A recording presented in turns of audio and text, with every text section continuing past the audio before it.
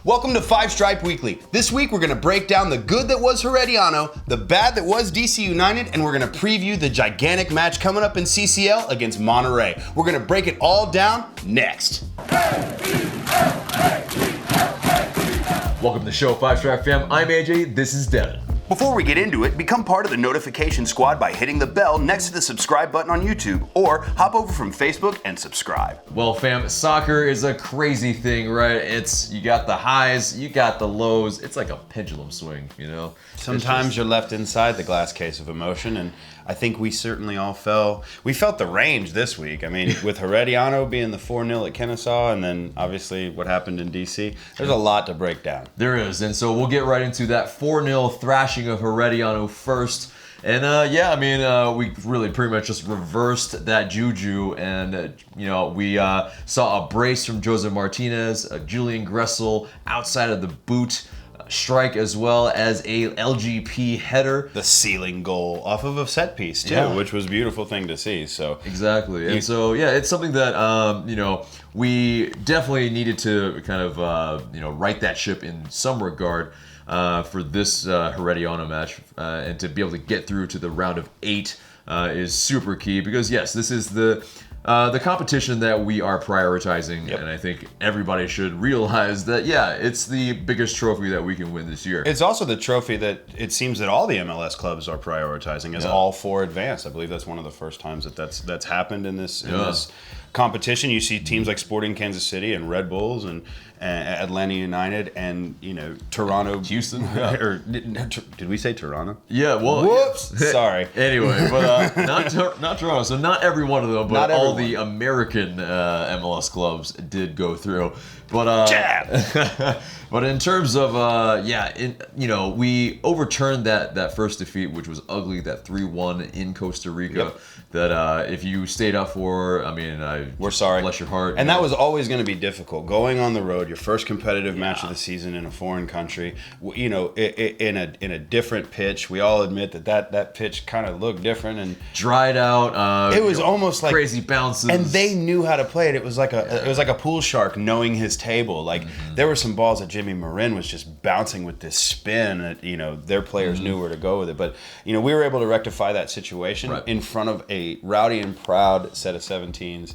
In Kennesaw. Yeah, definitely. And we saw Shea really ball out, and he provided that assist to Joseph. Joseph essentially had 2 tap-ins in this match, and his first finish had some power. For sure. That first finish, he definitely meant to put that in, and it was beautiful to see us play attacking soccer, knowing that we had a deficit to overcome, and knowing that the fans were going to be behind it. The minute that they put that first goal in, you could see the Herediano players were shook. Yeah, 47 seconds in, they barely got a touch. They got 1 touch, and then we got a rebound, and then we were able to put that in. And their goalkeeper made a save, before we scored. So we literally took the opening kick down, went to the other side of the pitch and put pressure on, which is what Atlanta United can do.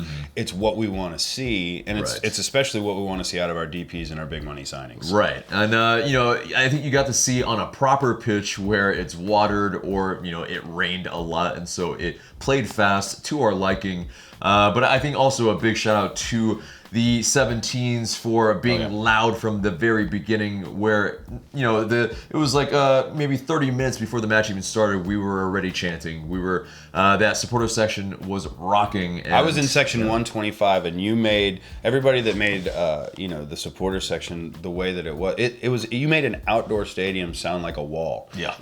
Not to say that it was, and I don't want any haters in the comments to say that Devon said it sounded like Signal Iduna, but it had like a BVB feel to it. The way that the people were dancing and jumping and really making it loud on that end. It was pent-up energy, I feel like, for the last 2 months. We haven't had really a match to go to. Preseason, it was pretty much we didn't get to go. So plus we were also challenged to the fact that, it wasn't at the Benz. We've all said our piece about Monster Jam and Supercross and legacy contracts and breaking those contracts and whether we do it or not.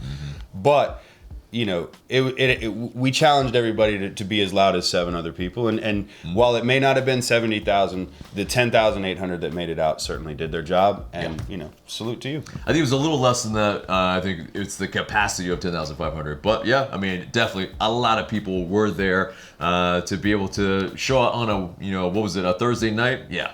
Very, very good. But in terms of, Gressel also looked really good on the right, showing, his worth as a wingback, and his runs unlocked that system so early that they were just, they weren't 100% sure how to play us from the beginning. With Breck Shea and with Julian Gressel making those runs and being fed by Barco, that match very easily could have been 5 or 6-0.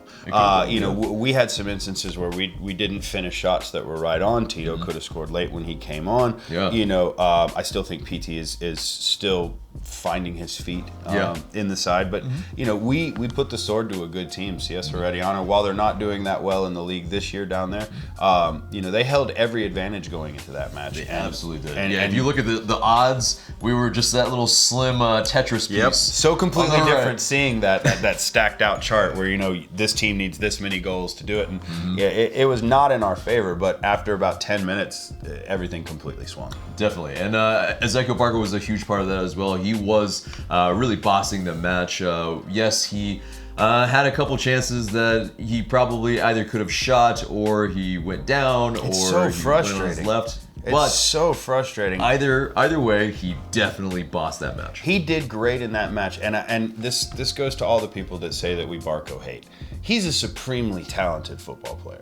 So when he goes out and he does the certain things that he does, it's amplified. We watch him for moments of greatness and we expect certain things out of him. So when he has potential breakaways that he turns into turnovers by taking the ball back to a crowded center pitch instead of taking it wide, we need to note that, and we need to be able to say that, because if that's not shown on film, and if Frank de Boer doesn't show that, and if Orlando Trustful doesn't show that in training, then people don't correct their mistakes. Yeah. So I don't want it to come across like we're Barco hating. Barco had a great match, and he put in an industrious effort. Nobody questions. Nobody questions his heart. Nobody questions his effort. What we do question is his decision making and his timing. You can often tell. I go through this a lot, and Tanner's not here to talk about Man United this week, but I'll talk a little bit about Arsenal. I compare Ezekiel Barco to Alexander Iwobi at Arsenal. I think they're both supremely talented individuals.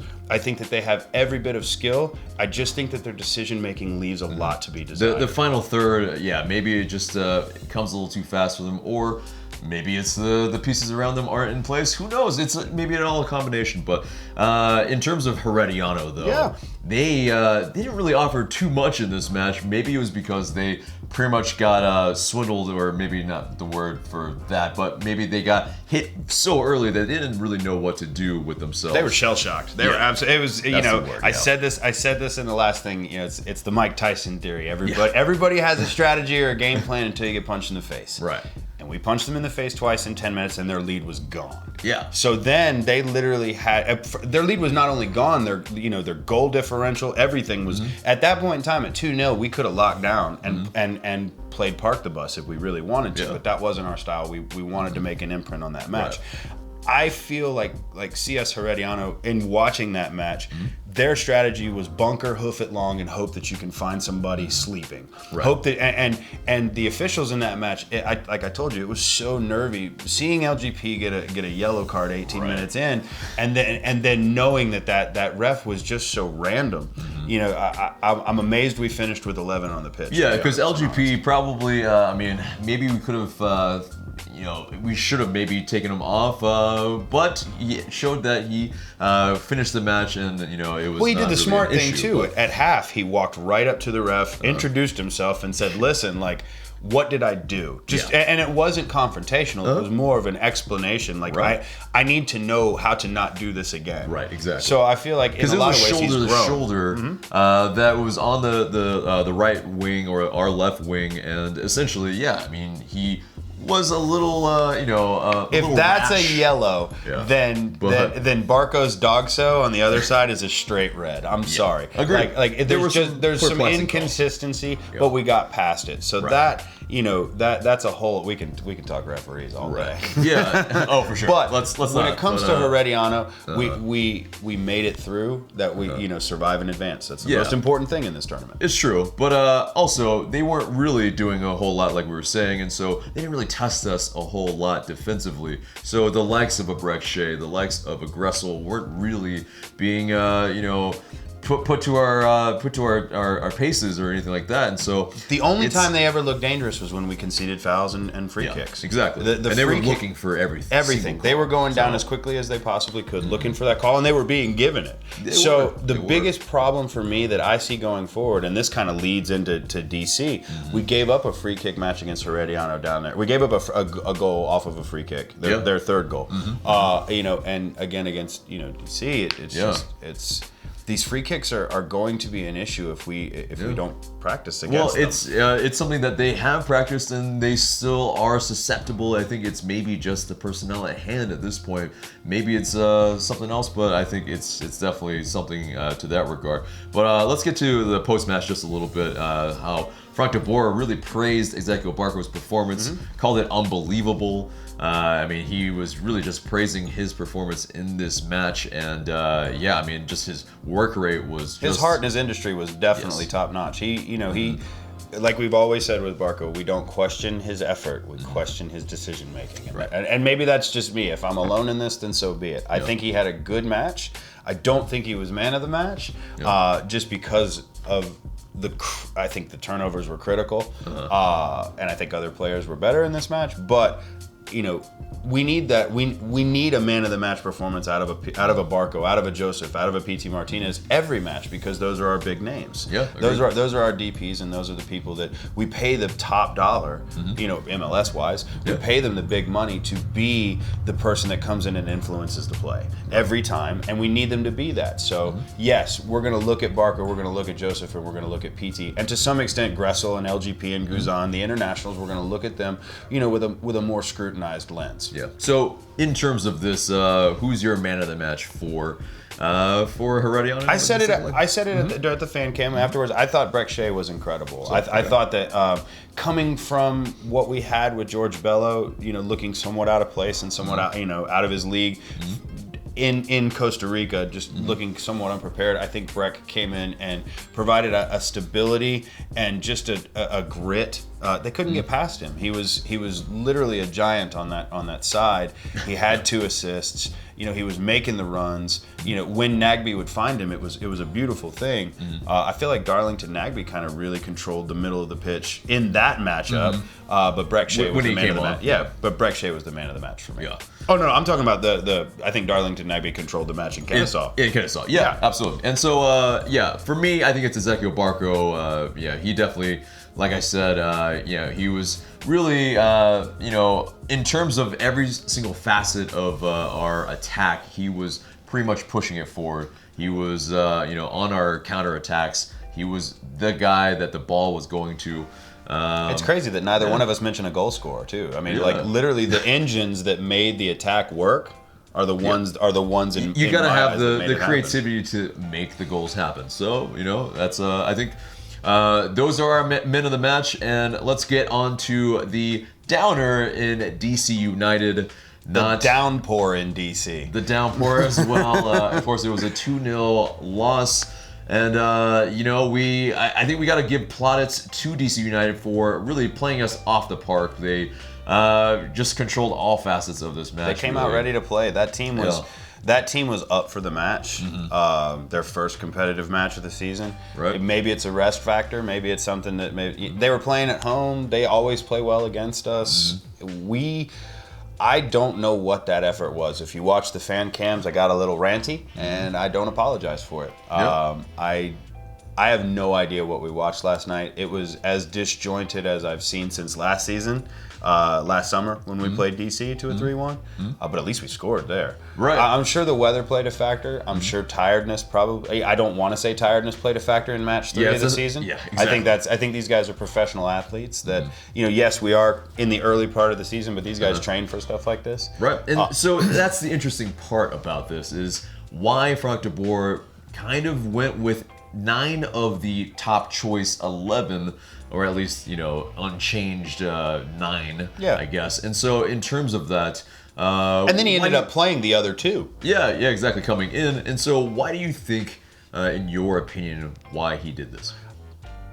I think you can't start an MLS season as a defending champion by fielding a completely flipped line. Like, you have to have somebody in there. It's a national game. Yeah. I don't know if MLS or ESPN weighs in and says, hey, it's kind of like the NBA where you can't sit LeBron on the road or whatever it is. Sure. I'm not sure if it's something like that. I mean, that would be ridiculous. It would be, but if you think about it, it's the kickoff. It's the season kickoff. It's Rooney. It's a national match. It's Rooney, Joseph. They wanted everything. Exactly. People are definitely watching from overseas as well. Yeah. And so I can see what you're talking about. So I think that in some shape or form, Atlanta can't come out and get beat 5-0 with an ATL United 2 squad out there. You can't do that. That's I wasn't calling for that. But it showed some glaring, in my mind, recruiting issues in that you're playing a left-footed right back. And Mikey Ambrose at right wing back, definitely. That was the perplexing change that, if you saw, a left-footed right wing back in Gordon Wild, who had actually played that in preseason, that would have actually made some sense. Now, my only fear with that, again, too, is that shows you, if Julian Gressel gets hurt this season, we are in a bad way. Yeah, it's and especially with a Franco Escobar who is injured but might be coming back soon. We are very, very razor thin at this position with guys that have any experience playing a right wing back. But also as a right back, we really don't have any options except for Franco Escobar, who is kind of a right center back, right back. I mean, it's we're square peg round hole in a lot of players in a lot of positions in a new formation, which we'll get to later. Definitely, but in terms of. Let's maybe even try to grasp some positives out of this match, if we can at all. I think that the team at least set up in a more disciplined fashion than we've seen in some of the past. You mean they played with a handbrake on? Yeah. And in terms of their positioning for, our defensive actions, they were definitely in the maybe right spots, but they're maybe not being aggressive and really hounding the ball and trying to maybe how many press. How many 50-50 ball tackles were won? Yeah. I mean, that's the biggest glaring thing. We're sitting at Hudson FC watching the match, and AJ and I are just looking at each other, and every single time there was a ball between two players, DC United's player was going to take it. Every time. We didn't go in strong to a single tackle. Yeah, you saw the energy and the industry from their players, and we just looked kind of lethargic, or with that handbrake on, where maybe they were instructed to maybe take it easy or something. I can't imagine that would be the case, but it looked like that. I have no idea because seriously, what system do you deploy where you say, we're going to let Paul Arriola run free, we're going to let Luciano Acosta run free, we're going to let Wayne Rooney run free. Yeah, get a whole full head of steam and pretty much get a free run in midfield and then pretty much go at our backpedaling back line. It's just, it's not a it looked zonal for success. It looked like a zonal marking system with no man marking coverage.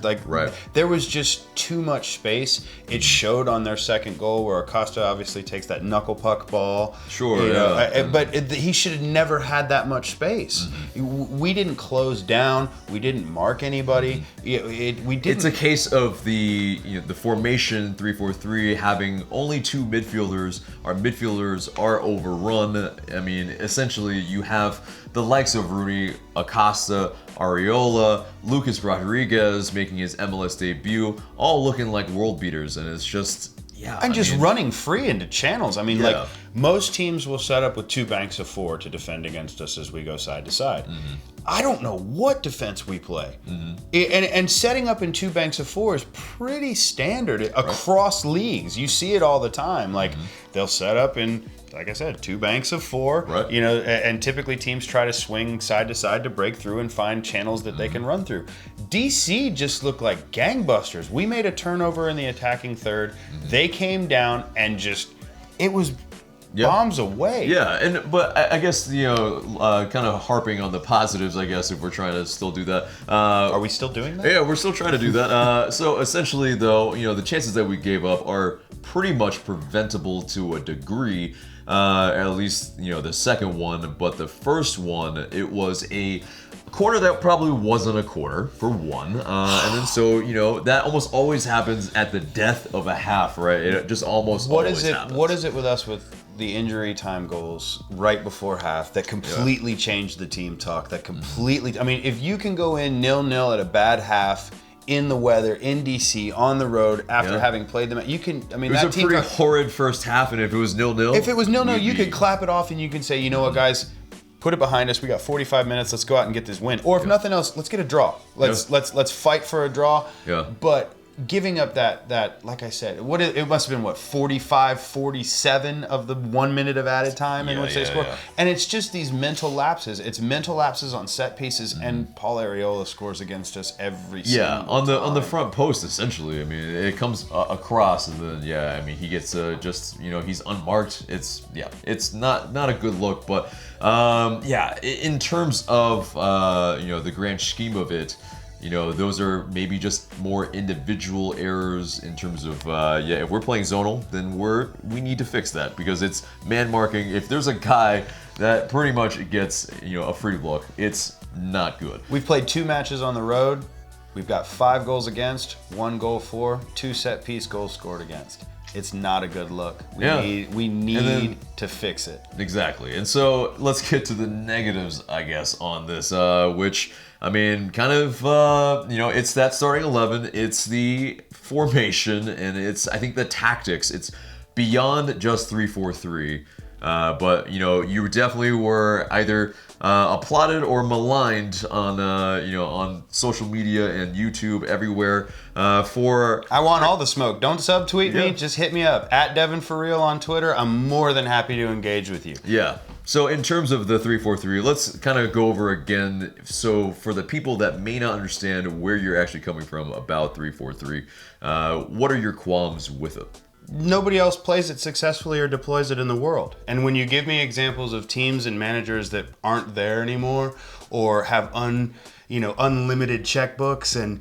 aren't in a salary cap Gam-Tam league, that's comparing apples and aircraft carriers. You can't tell me that England deploys a 3-4-3 when they deploy a 3-5-2 and switch their formation to a 4-3-3 against Croatia in the semifinal, which they lost. There's nobody, if your best example of a current team playing a 3-4-3 in the world is Wolves. Yeah, I mean, that's a team that, or if you want to point out, Antonio Conte led Chelsea, he's not there anymore. Yeah. But in terms of Wolves, they are a team that have a lot of money being pumped in. And so, most of these teams that play a 3-4-3, they have at least 2 players at each position that can really handle... Or they're a national team that has an abundance of talent where players are cut. They can pick and choose the best talent of your country. But I think in terms of, the actual tactics of our 3-4-3, it's a little bit more side to side. There's no pressing involved, at least so far anyway. And then, your midfield's being overrun. It's very flat with just, not a lot of verticality. It requires supreme athleticism, and it requires, top-notch decision-making. Exactly. And being on the ball, you have to be just very, very, not just technically good, but yes, you have to be precise. You have to be precise, and you have to be Mark Overmars. You have to be Dennis Bergkamp. It works for the Dutch because the Dutch are technically precise, and it really hasn't worked for the Dutch since 2010. So let's be 100% honest about the system. It's old. It's not employed by teams around the world, and it's not really that successful in today's Atlanta United. We don't have the depth, nor do we have the personnel. If we ran a 3-5-2, or like Matt Doyle said, a 5-4-1, as we've bastardized this 3-4-3 into, then we might have more success. But if we continue to push a system that's not based on the talent that you have, you're going to continue to square peg round hole, and you're going to continue to fight for results away from home where you can't possess and control. Yeah, because we want to dominate the opposition completely, whether we're home and away. That is the goal from Frank de Boer. But I think at this moment... Total vote ball. Yeah, total football. And at this moment, we just don't have the personnel to be able to do that. And so we have to be a little bit more pragmatic. At times, we have to maybe figure out what our strengths are. And, I mean, when we won MLS Cup, we pretty much gave the ball to the opposition. Yeah. And let's be 100% honest, too. This is all happening very fast. Yes. You have an MLS Cup winning team. Let's call it a Bugatti. The MLS version of a 2019 Bugatti, and you're driving it like it's a 2008 VW Passat with the handbrake on. All right. I understand that a new coach means a new system, but it also doesn't mean instant implementation. Yeah. You take what you have. This is, like I said, this is not the Premier League where you have somebody infusing $100 million in a transfer window to go get players. You literally have to work with what you have. So as a coach in the MLS, you have to adapt your system to your personnel. To come in and say, this is what we play, and I'm Frank de Boer, and that's how it's going to be, is going to cause dissension, and you're going to lose a locker room fast, and you're going to see more Crystal Palace and Inter than you will see Ajax. Yeah. Because buying into this system in this league takes a modification on the coach and the player side. It takes buy-in from all sides, but why are the players going to buy into a system that they don't feel comfortable with coming off of a championship? Yeah. And I mean, it's something that, okay, in terms of, defensively, we have looked a little bit... We've always looked shaky. Look shaky, but it's something that De Boer has been focusing on. Parkhurst has been mentioned, or has mentioned in the press that, yeah, we've been focusing on a lot of the, just the, set pieces, defensive actions, what we need to do to be in position. Have you? And, it's interesting because, yeah, I mean, that is, we don't see it maybe, but it's one of those, Other people have film too. Yeah, and exactly. apparently they're watching what we're not doing because they're scoring goals on set pieces and they're ripping our defense apart. Yeah. Like I said, away from home, 5 goals against.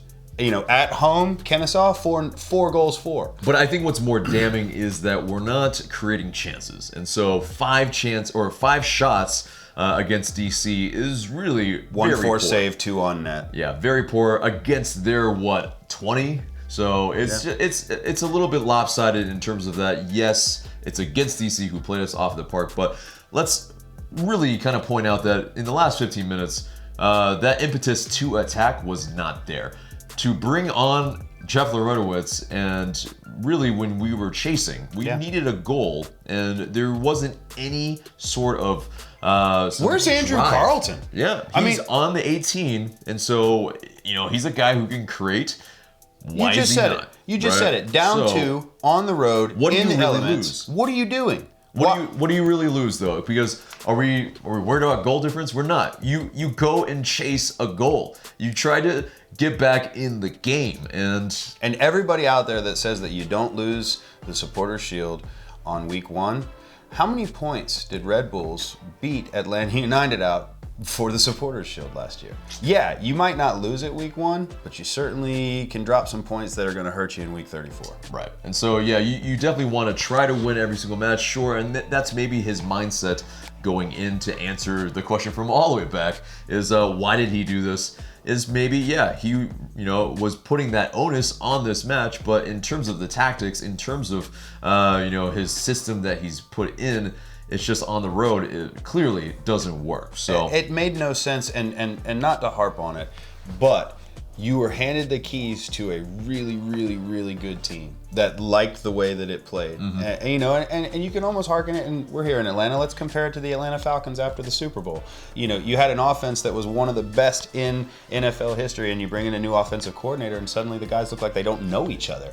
I compare that to what's going on with Atlanta United right now. There's just not cohesion on a team that scored how many goals last year? Yeah. 70, yeah. When did we look like we were going to score against DC? Did we ever look dangerous? At any point in time outside of Tito's shot that went wide, did we look dangerous? Tito's shot that went wide, or Bill Hamid made a meal out of that save. That was one of those things like, I'm bored, so I'm gonna dive at a ball hit right at my head And also maybe, he's trying to get one over on a Brad Guzan, who he had some very interesting things to say about, pretty much claiming that he's a better goalkeeper than Brad Guzan. That's kind of a quote unquote pretty much. And he pretty much was kind of challenging Brad Guzan, I think not only for this match, but for the U.S. men's national team spot, which he sees, he wants that goalkeeper spot. But so I understand to that regard, but I'll put it this way: is Brad Guzan his main competition for that? It's really not. I mean, he's a part of it. He's a part of it. And Stefan is the guy. You have 6 caps. He has 60 plus. Yeah, I mean, plus he's played in the Premier League. He's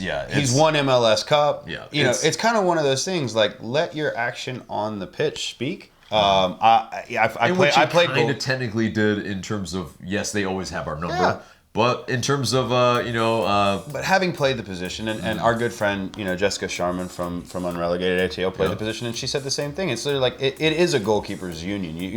We are different than any other player on the pitch, and we should have a certain modicum of respect for our fellow goalkeepers. Exactly right. If you want to get mouthy, that's fine. People can talk all along, but if you're really comparing yourself to Brad Guzan, then you're not going to start for the men's national team anyways, because there's a guy who's going to Man City by the name of Zach Steffen who's better than you. Yeah, exactly. And so, let's also get to, Brad Guzan's reasoning for missing that Acosta goal. And so Brad Guzan said, "The shot just moved away from me and I was almost handcuffed and couldn't react. I'll take that one. Those things happen, unfortunately. Hopefully, I've got more saves than mistakes in this long season. He hit it well and pure. It was moving a bit, but I expect to save that 9 times out of 10. I expect you to save it a lot more than that, like 9.978 times out of 10. It was a knuckleball, absolutely, but it looked like it went less than a foot past your arm. Mm-hmm. I also believe you should have come forward on the shot as opposed to watching it knuckle and waiting for it to dip. But, goalkeeper to me is the most difficult position on the field. It's kind of like you're the hero or you're the hero or the goat. So and having played the position, I have full respect for the weather, the conditions, the elements. But it has to be said, there's no reason that Luciano Acosta should have 5 yards of space to dribble up and take a shot. That's on the defense. It's not all him. Yeah. Is that communication? Is that players just not knowing the system? You had like we said earlier, you had Luciano Acosta, Wayne Rooney, and and another one of their players, Paul Areola, running through the channels unmarked, unchecked for the majority of the match. So if Brad makes that save, who's to say that there's not somebody there for the rebound, or that they don't score again later because we were getting overrun? Yeah, indeed. So in terms of that, let's wrap a bow on this DC United match. I think probably happily, and throw it in the trash. Yeah, or as you've said, let the players really watch that at every turn of their eye. If there's a TV, because you want them to really study the tape and learn from these mistakes. And we saw the session in preseason, like Frank de Boer makes the team watch film. Yeah, and it's instances like this that you either learn from or you get drummed out of the league, because this is stuff that our players, we can't make these mistakes over and over again. So if you see it and you're reminded of it, hopefully it hits home. Yeah, and you can improve. And Brad Guzan went on to say, playing in this league, it's competitive, it's difficult, it's a long season. There's no need to panic. These type of games, you can look back at the video to see how to get better. And so, yes, maybe some people have said that, my compadre here has panicked because of, the fan cam, but I kind of disagree to a large part, actually, because I think you have to look at the systems in place when you have a very, very important match coming up, and when it's been up and down results. I mean, it's not really inspiring and creating a lot of confidence. Look at the stats. The fan. Look at the stats. Look at the numbers. In season openers, we're 0-3. In the 3 matches we've played this season, we're 1-2. In the 1 match that we played at home, we scored 4 goals and didn't concede. In the 2 matches we've played away, we've conceded 5 times. We've scored once on an own goal. So let's be 100% honest and let's be 100% real. It's not panic. It's just it's early enough to make changes. You survived and advanced in the CCL. That's awesome. Now you got to play a whole other animal. Yeah. You got to play a monster of a team with Premier League experienced players. We'll break down Monterrey here shortly for you. That's coming up. But let's get into the news. And Atlanta United have finalized their roster, and there's some interesting tidbits. John Gallagher has gotten a green card. LGP has gotten a green card. Back to John Gallagher for a second. The right back and right wing back position being a little bit thin. That's an option that can play. And he performed well for it, Atlanta United 2 last year. Yeah, indeed, he did. So that's somebody that we will need, I think, for that depth for the future. And Anderson Asiedu was officially signed, but is unfortunately not available because of the lack of international spots. But now this is something that I want to say. Jason Longshore told us a long time ago to think of international slots as 6-round picks. So I would like to ask if he still feels the same way with Anderson Asiedu, our first-round pick, the one that we've signed, pretty much unavailable because of international slots. And we're pretty thin in midfield, as we can see as well. I mean, you have a Kevin Kratz not available, and then you have. Although apparently he is back and was in training today. But in terms of that, you are thin. Yeah. In terms of this system as well, I mean, we're gonna get back to 3-4-3 again. Because you have to have two guys that are extremely good on the ball and defensive. Yeah. And so with that, I mean, not every single player in this, in our depth can do that. No. And so, you will get overrun a lot of times. And, we really need to maybe kind of be flexible. Something else. We need to be flexible and not rigid to the tactics. Like we need to be able to look at what the teams are bringing against us and the personnel adjust. at hand. Yeah, and so, but anyway, Pogba or Florentine Pogba, has got his work visa, and so in terms of his availability, he's now able to practice again. Also, yes, he hasn't really played a meaningful match in a really long time. Time to get back up to speed, son. We need you. So a lot of people that were calling for him in the lineup or in the starting 11, it's like, it's not quite yet. I mean, it's just, he's got to get that match fitness. He's got to get some meaningful minutes. But take some positives out of the play of Darlington Nagbe. Players can get back, especially these elite level athletes. Like I would expect to see Pogba get some meaningful minutes pretty soon. Yeah, I would agree. But yeah, Atlanta United also has loaned Jose Hernandez left back and forward Patrick Okonkwo to Atlanta United 2 for the season. And so, yes, if we do need them, yes, it will be a little bit more of a complicated process to bring them up. But that is still depth nonetheless. And in terms of, Anderson Asiedu, that's, I still think that he's got a big part to play. It's just, Is there a trade in the works? Is there something? Because, like I said, if it's international slots, our international slots are pretty stacked. Yeah, they're full at the moment, but, I think, Especially with Gordon Wild's inclusion. Exactly. And so that's a big inclusion that kind of signifies, yes, he's going to maybe play a bigger part, especially he wasn't loaned. He was on loan to Charleston Battery last season, and so I think he also had a good preseason. The kid's exciting. Yeah, and so, I don't know why he didn't play on Sunday, but he's the 2019 Julian Gressel in that we're going to Swiss Army knife him onto the pitch in some way, shape, or form, and he's going to do well. Ooh. So that's my call. I think Gordon Wild's going to have to see minutes for you. If not against Monterrey, then definitely at home against Cincinnati, because we have a run of matches that is just insane. Yeah, and that probably would, maybe be the case of what's probably happening, is that a Gordon Wild and maybe more of the starting 11 that you didn't see, that we, a lot of people had imagined to be the, I guess the second choice starting 11 is maybe going to play against FCC.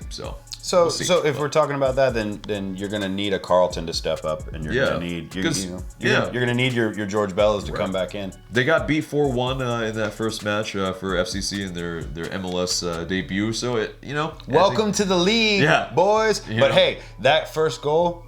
Yeah, I know. Well, from just outside the box, a just clean hit. Anyway, if you haven't seen that, check that out. But Beauty. The likes of Rooney, the likes of Altidore, the likes of Zlatan, and the likes of Bastian Schweinsteiger have really lauded Atlanta United and what we're doing down here. And so I think, this result aside, you're looking at some of the biggest names in the game, at least in MLS, talking really well about Atlanta United. Well, and biggest names on the world stage, too. You're talking about, like we said, Bastian Schweinsteiger, German World Cup winner. Zlatan Ibrahimovic, known the world over, has been a Barca star, has been a, PSG star, has been at Manchester United. Rooney, Wayne Rooney, obviously, enough said. And Josie Altidore, obviously, has been the American poster boy for many years. So for them to come out and say that Atlanta United has done it right, and granted, that's not something that's fun for these guys to say. You never want to come out and tell the world how good your opponent is. So, and how well they succeeded, and to hear them say things like A+ all the way around, it's a beautiful thing. And a lot of that breaks down to the 17s and the dedication of the the SGs and the supporters and also the front office doing a lot of things the right way, really presenting themselves like a world-class organization and really breaking through some barriers, some numbers, from our records. Facilities to our transfer policy to our performance on the pitch. Everything has been an A+.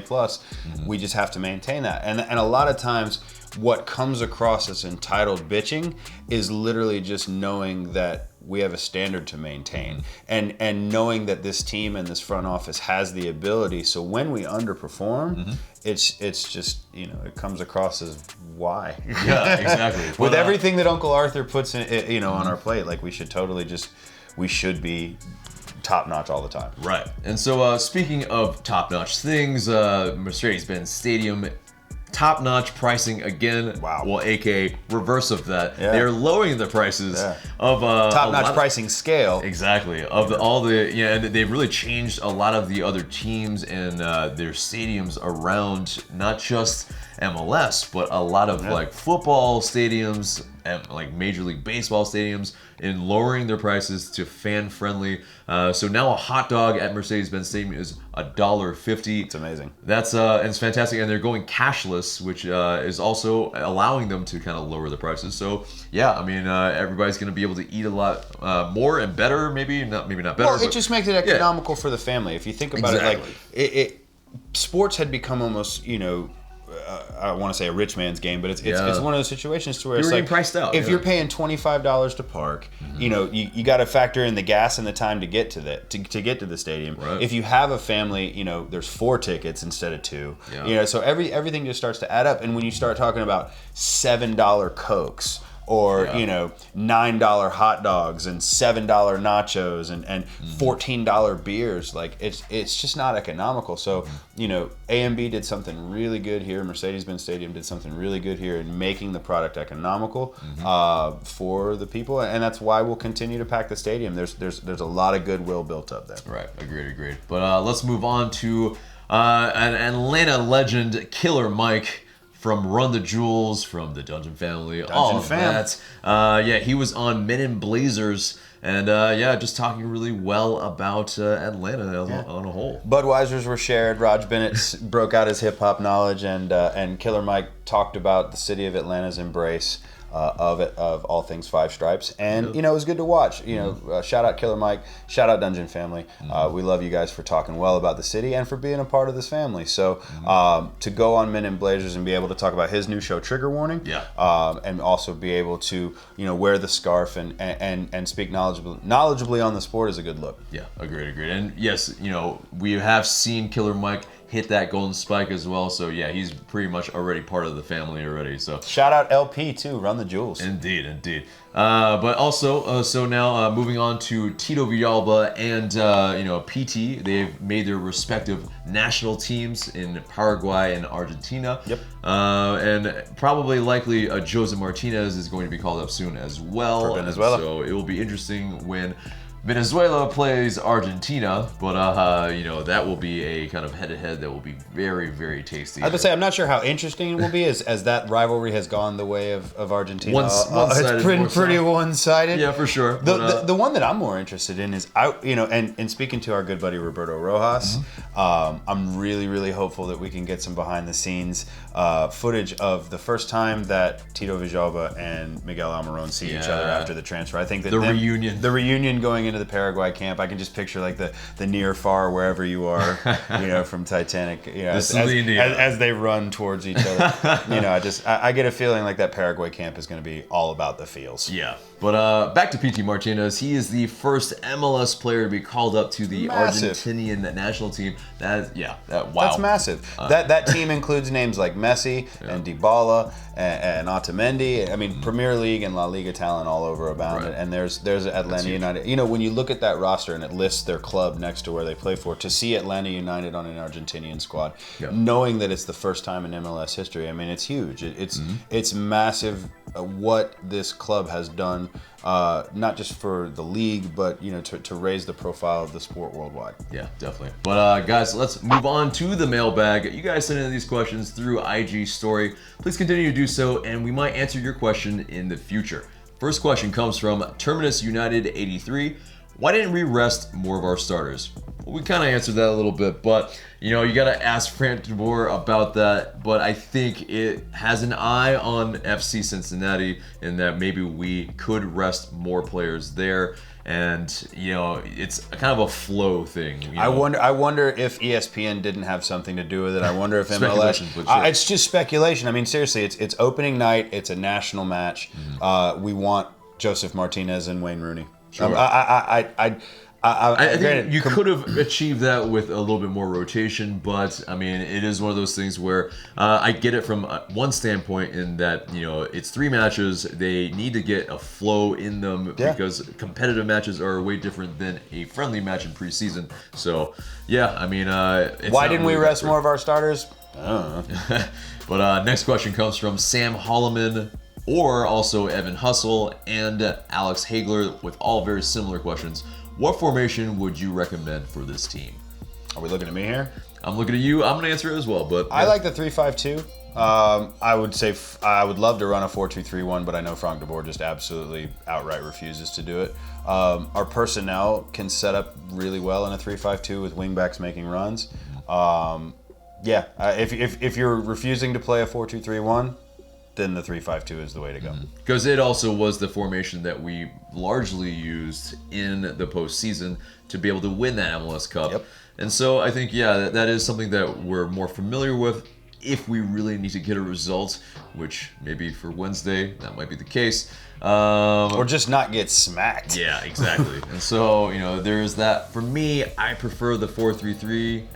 It's a kind of Dutch formation that's very familiar for Frank de Boer, and it has 3 midfielders so that you don't really get the situation where you're overrun, and it allows maybe an Ezekiel Barco to maybe drop into that 3, or a Nagbe, Lorenowitz, and a Remedi, all very good on the ball, and defensively they're solid enough that it is something that you won't really see kind of a DC United type of situation again. And just for the new watcher, when we talk about systems, they're not rigid. He's not saying 4-3-3 in lines. Like, these players move in systems, but when we talk about a traditional marking setup or a 3-5-2 or a 4-3-3, it's basic areas of the pitch where you want your players to be. And when we have what we run today as a 3-4-3, we get overrun, and there are large gaps, large channel gaps, where we're expecting our wing backs to make these runs, and we're expecting us to have defensive cover in the mid that's just not there.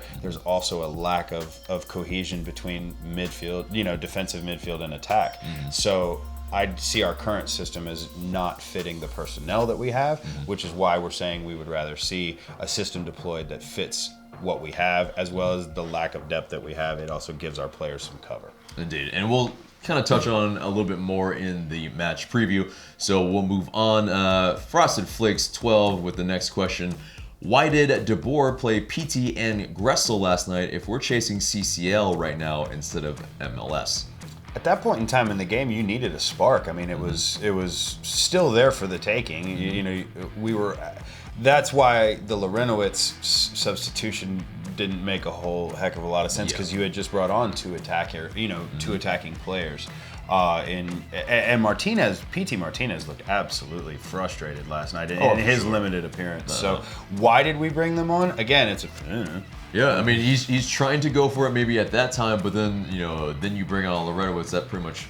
Wasn't it Larinowitz for Barco too? It was Larinowitz for Barco, and so I understand Barco coming off, but you want another attacker. It's just that would have been a perfect spot for Andrew Carleton to come in and it's get win-win. some minutes. It's win-win because we're already losing, and so you want that spark. There it is. You're not heaping a lot of pressure on Andrew Carleton. You're not expecting him to pull us from the dredges of this loss. So it's the first match of the season. It would have been an early opportunity to get a homegrown some minutes, and especially somebody that you expect, to see some progress out of. I mean, it's a big year for Andrew Carleton with Atlanta United, as it's time or it's not. Yeah, right, exactly. This is I would say it's a make or break season for Andrew Carleton for sure. Next question comes from Omar1386. When should we panic? Only 3 games in. But when is that breaking point? Tough. It's a tough question. I mean, when you like I said, it's not panic. It's just observation. When you watch your team look abjectly poor in 2 of their 3 first matches, and the history of the coach at his previous 2 stops. Right.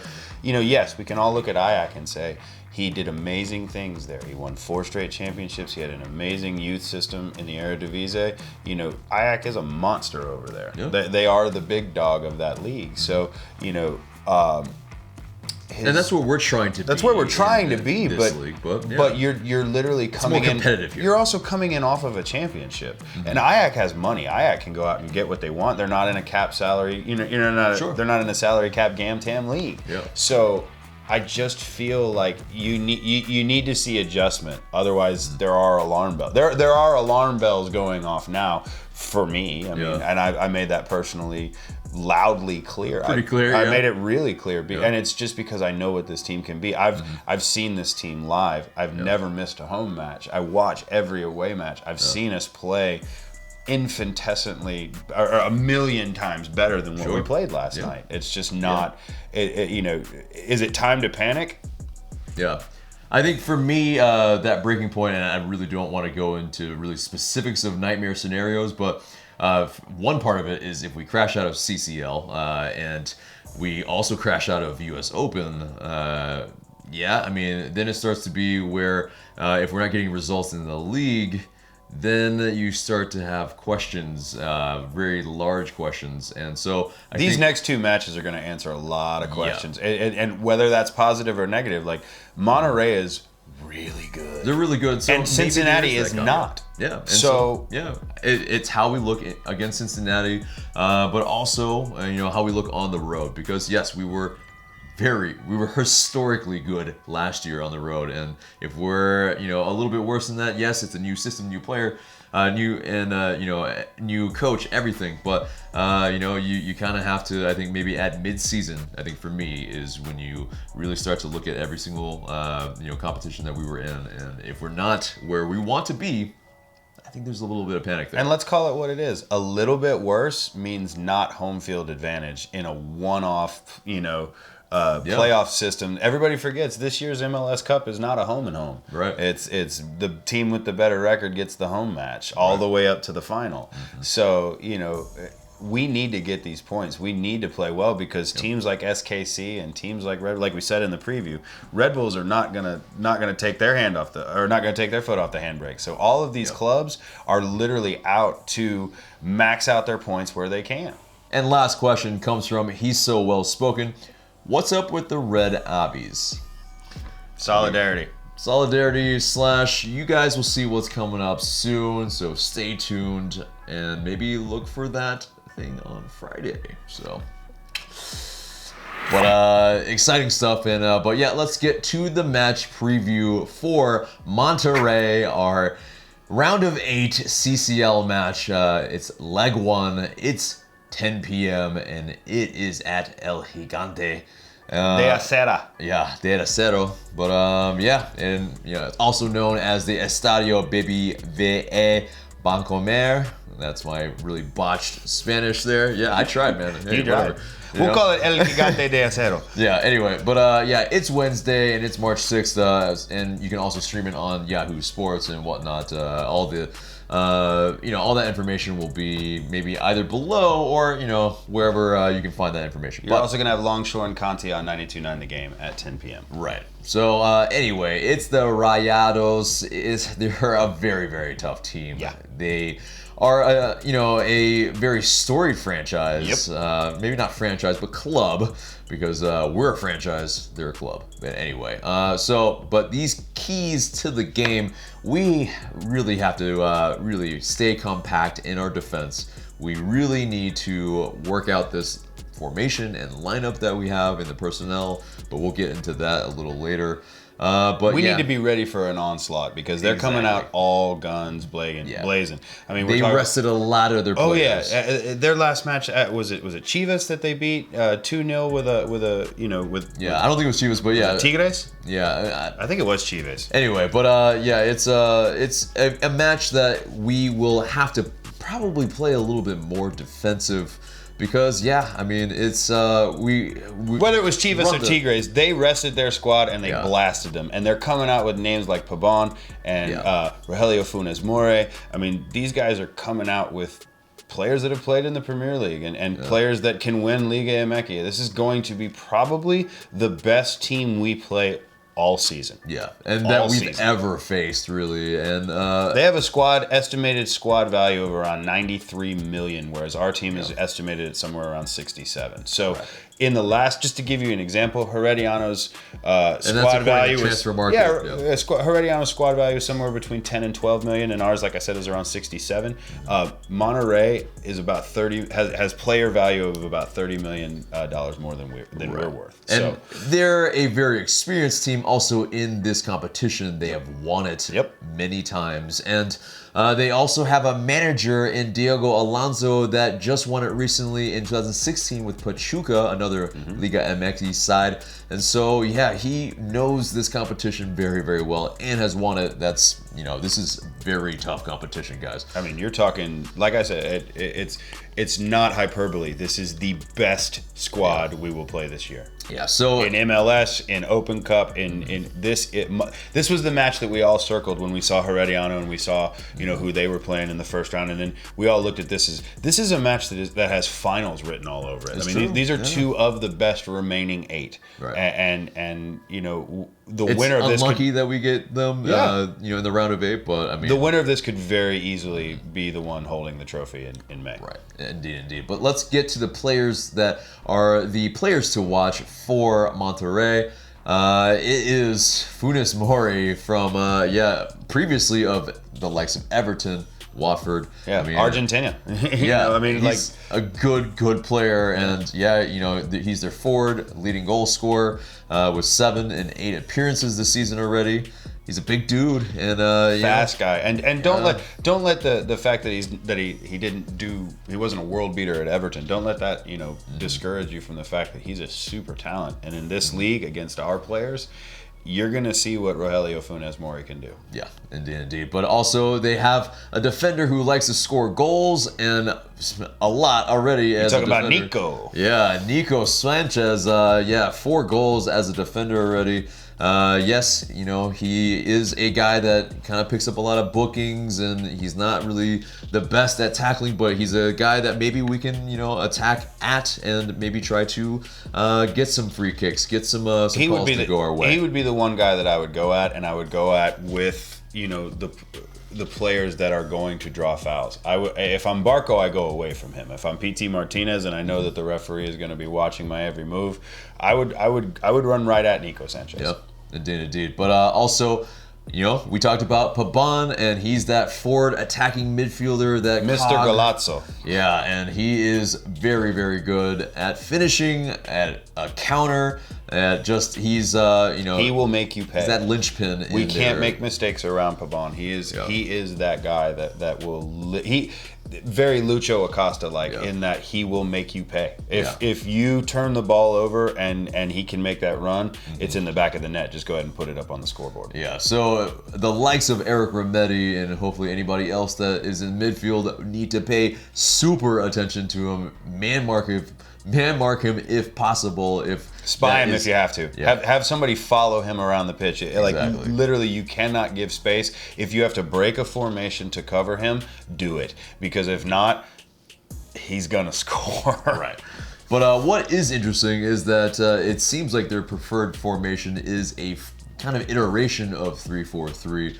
I hear the people talking already, but I think the way they play it is a lot more dangerous than the way that we've been playing it recently. It's not defensive at all. Exactly. They literally throw guys forward. Yeah. And it may line up in a certain position. They're all out attack. Yeah. Like their defenders attack. Their goalkeeper looks to distribute for attack. They play nothing conservative. So they may, like I said, they may line up in some semblance of a 3-4-3, but they're playing all out attack. It's not a Dutch style total vote ball, big switch, system. It's all out balls to the wall. We're gonna beat you. And so, that team that they did beat, it was Alianza, and so there it was. But anyway, let's move on to the injuries for Atlanta United. Yes, Escobar is still coming back into the team after being, Need you, buddy. Come on, man. Exactly. That clavicle, broken clavicle. So he should be training with the team at any point coming up soon. So that's all about match fitness. Yeah. But if you can give us 30 minutes, I'll take it. Come on, man. I need you, Franco. Come on, big Frank. Yeah. But just stay away from Brad Guzan. But yeah. So in terms of Kevin Kratz also is coming back in the team. He has trained, like we mentioned before. There was a video up posted by Atlanta United today on Twitter with him taking shots, and it appears that Kevin Kratz will be available. Yeah, so that's good. George Bello still is questionable. We don't know what the problem is exactly, but his availability is unknown. But let's get into our predicted starting 11. Let's go with you first. I mean, let's start at each position. In goal, he didn't have the greatest match against DC, but how do you go against your wall at the back? He's your top choice. Brad Guzan in goal. With your three center backs across the back, if they can give you another 90, I think you have to look at Miles, you have to look at LGP, and you have to look at Parkhurst. I would love to know if Bello is available.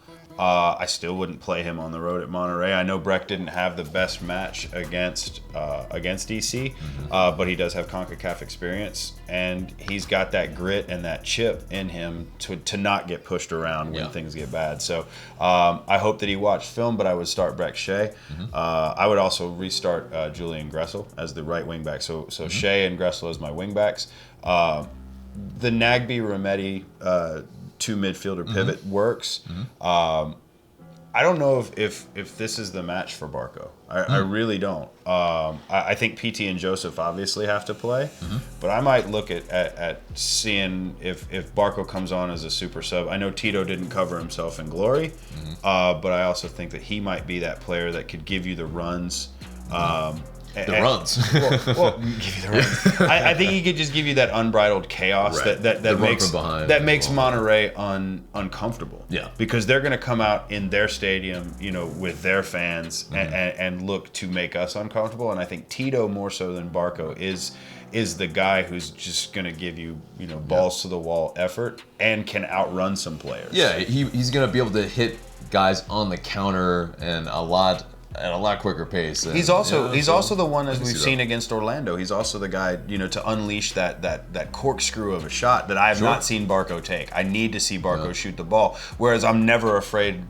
Tito's never afraid to unleash that shot. Yeah, no, he doesn't care how silly he looks. A lot of times it goes in. So it goes in. Yeah, I mean, and it goes in high in the upper 90, and it's buried. So it's usually at an opportune time. Granted, this is another situation to where it's like we may go down, but if you can get an away goal, get it. Right. Because as we saw with Herediano, the away goal made it that much easier to get back into the match. We were back into the tie quickly. Yeah. So I do see Monterrey putting goals in. We need to do our absolute best to get a road goal. Okay. So yeah, you went with 3-4-3. I mean, my heart and my mind say two different things. I thought I went 3-5-2, but oh, did you? Yeah. Oh, okay, all right. Well, then, there you go. I mean, that's a lot of maybe kind of, I don't know what it is, maybe faith in Frank de Boer to change the system that quickly. I don't know if he's going to do that, and so that's where my mind says that it's probably going to be a 3-4-3, very similar, if not the exact same lineup against Herediano in that second leg, but my heart really wants him to play 4-3-3, and if it were in that case, then I would think, like it's a formation that you can kind of meld back and forth like we were able to in the postseason. Yep. And so it's maybe a Robinson at right back, like Guzan's obviously between the sticks. You have Parkey, you have LGP, and then you have Shea. And then with that 4-3-3, I have Loretowitz in that middle. You have Remedi and Remedi and Nagby. And then you have as your front three in attack, PT, Barco, and Joseph. And then that way, at any point, it can meld into, if it's a three at the back with wingbacks, if we are up in the match, or if we can, get some sort of foothold into this match. I think, this is a formation that can kind of meld seamlessly with attack and defense. But in that system, you would literally need Darlington Nagby to play your connector between your defense and your attack. Right. So you also need your wingbacks or not even your wingbacks. You really would need your right back and your left back to stay home in that system. Yes, indeed. And so I don't expect Miles Robinson to be bombing up and down the right side. And so I think, yes, you might concede some things here. You're basically suggesting 6 defenders. I mean, if you think about it, for sure. In that instance, Remedi and Lorenowitz this is the match for them. This is the match to play. And you're 100% correct. And that's what I want our fans to understand. This is the match to play defensive. On the road, at El Gigante de Acero, against one of the best teams in the hemisphere. Like, don't come out trying to be balls to the wall. Yeah. Like this, whereas DC was not the match to bunker, this is. Yeah. So I'd love to see us play 6 defenders and maybe nick a goal late. Sure. So I don't think we'll do that. But so yeah, let's get into our score prediction. What do you think that score line's going to be? Man, this is tough. This is really, really hard because they're really, really good, and I've seen nothing with our road form that gives me any real hope, happiness or hope. I really do think we need to nick a late goal. Yeah. But it's another 3-1 would be flattering. Yeah.